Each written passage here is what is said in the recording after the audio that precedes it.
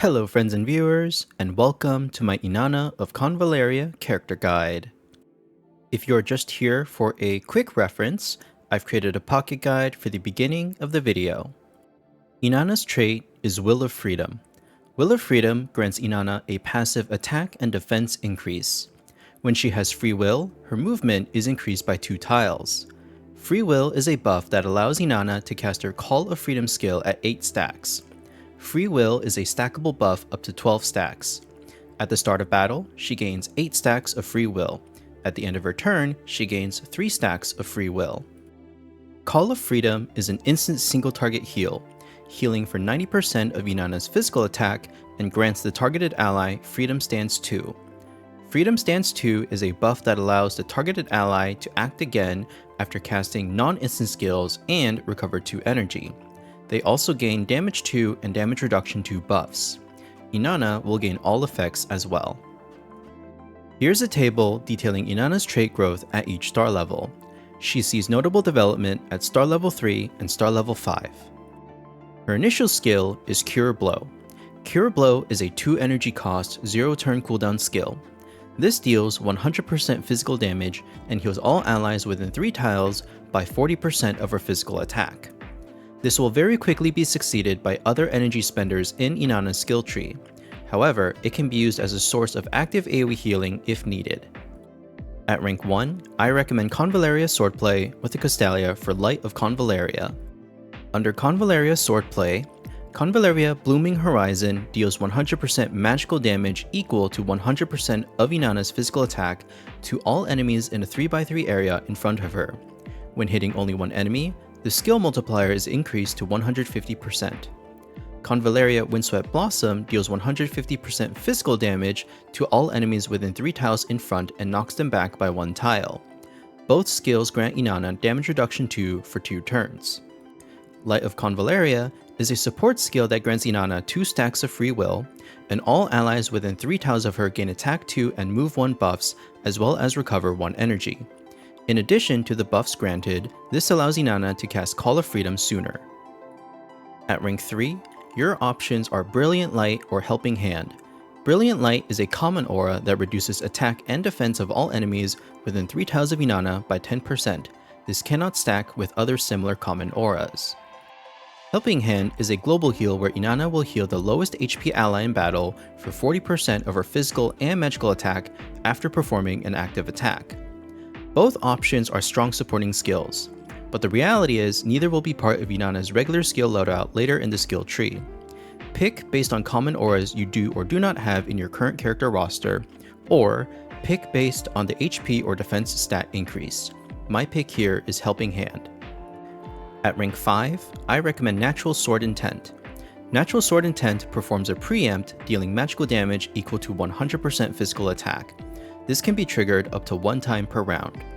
In addition to preempt, if Inanna has 6 stacks of free will, she can consume 6 stacks to trigger Unyielding and gain damage reduction 9 for 1 turn.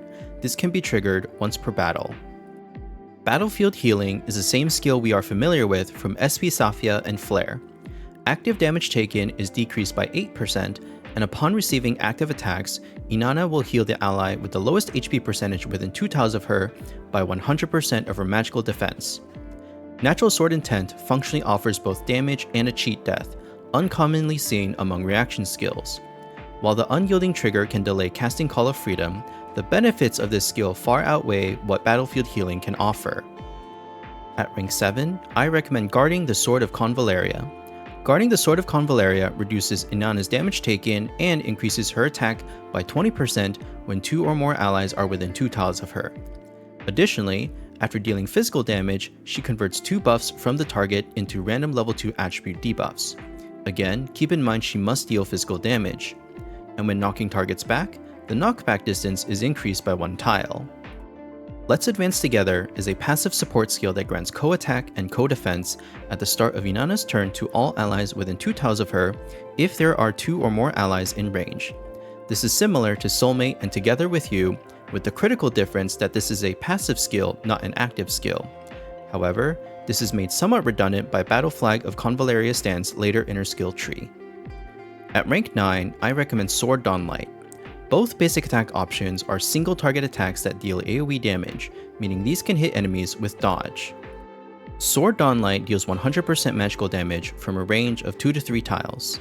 Sword Dusk deals 110% physical damage from a 1-tile range and knocks the target back by 1 tile. While Sword Dusk has a higher multiplier, Sword Dawnlight changes Inanna's basic attack to ranged magical damage. In scenarios where physical damage may be more valuable, you can still revert back to her initial basic attack. At rank 11, I recommend Battle Flag of Convallaria stands with a Castalia for Under the Flag of Convallaria. Battle Flag of Convallaria stands is a combo skill that starts with an instant cast of Battle Flag of Convallaria. The Battle Flag of Convallaria is an item that, for Iria and Sword of Convallaria allies, increases their attack and defense. For each ally from Iria or Sword of Convallaria in battle, their damage dealt is increased and damage taken is reduced by 3% up to 15%. Casting the Battle Flag of Convallaria grants co-attack and co-defense to all allies within 5 tiles of the flag for 2 turns. After casting, the skill switches to For This World of Peace.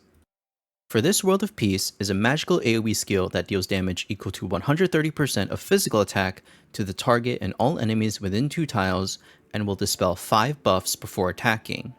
When hitting only one enemy, the skill multiplier increases to 180%. Under the Flag of Convallaria is a dual faction leader's aura for Iria and Sword of Convallaria allies. In addition to the basic attack and defense gains, for each ally from Iria or Sword of Convallaria in battle, their damage dealt is increased and damage taken is reduced by 3% up to 15%. However, note that this is the same effect as Battle Flag of Convallaria. When both are present, only one will be active. Inanna of Convallaria's SP skill is Battle-hardened Warrior. To learn this SP skill, Princess Inanna must have learned the Battlefield Trial reaction skill, and Inanna of Convallaria must be star level 3. Battle-hardened Warrior is a reaction skill that when a character within 5 tiles of Inanna of Convallaria casts a non-instant skill, she gains 1 stack of Battlefield Trial. Battlefield Trial is a buff that increases attack and reduces damage taken by 2% per stack up to 15 stacks. At maximum stacks, Inanna will gain Attack Command, exhibiting a common aura that increases attack by 12% for other allies within 2 tiles of her. Notably, non-instant skill casts from enemies will also add stacks of Battlefield Trial. Lastly, after casting non-instant skills, Inanna of Convallaria will gain 1 stack of Free Will. This is a powerful SP skill because by increasing the generation rate of Free Will stacks, you expand your total action economy and buff uptime in battle. This is my general build recommendation, a magical damage focused build using Battle Flag of Convallaria stands and For This World of Peace on cooldown and Convallaria swordplay otherwise. For more supportive play, consider substituting Convallaria swordplay for Light of Convallaria. Inanna's Astral Imprint is Dawnlight. This weapon increases magical AoE damage. After casting support or healing skills to allies, the character gains Power of Dawnlight, and together with the target gain an Attack 2 buff as well. The Power of Dawnlight is a buff that further increases magical AoE damage. This complements Inanna of Convallaria's overall skill kit well, but has no benefits to her few physical damage skills. Aisha is another unit who can somewhat use this weapon, but she has more competitive options available. Other than Dawnlight, for weapon recommendations, another competitive and accessible option for damage is Void Stab. With how frequent Inanna can cast instant skills such as Call of Freedom and Battle Flag, she can quickly cap and maintain void stacks. Nocturnal Glow is a strong option for supportive play. Not only does this increase attack and defense, but Inanna surpasses SP Safia with active AoE support skills such as Light of Convallaria and Battle Flag to spread Nocturnal Glow.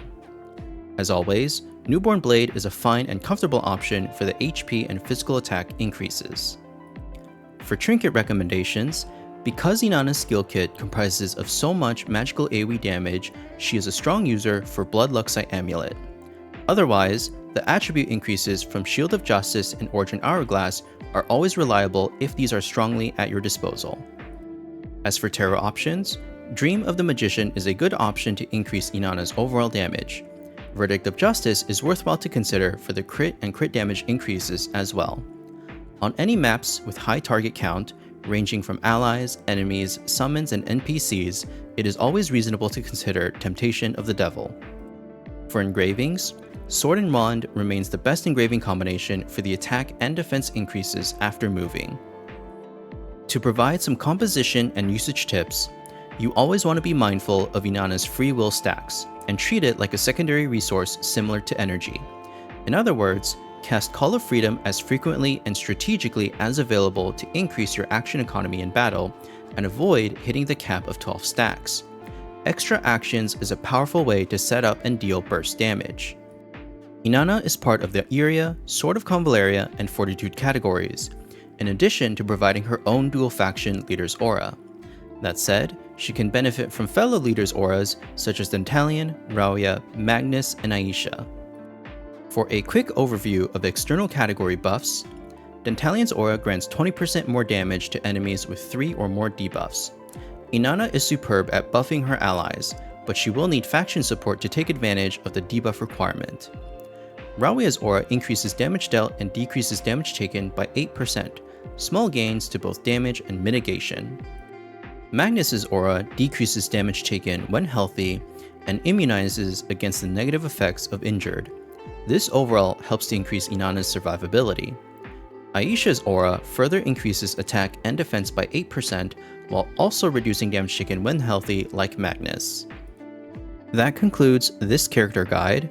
If you have any feedback to share with me, please leave a comment below. I'm open to listening and being wrong. I'm another player improving and learning more about Sword of Convallaria just like you are. Remember, if you find conflicting information to other guides or content creators, then that means there are multiple ways to build a character and still achieve success. Finally, my social media contacts are displayed here to connect with me as well. Last but not least, I want to credit and shout out these resources for helping me put together this character guide. Voyage Memento for character build samples and reference links, the No Potion fan site for skill images and skill descriptions, and the Billy Game site for character art assets. Thank you so much for watching, and I hope to see you again soon.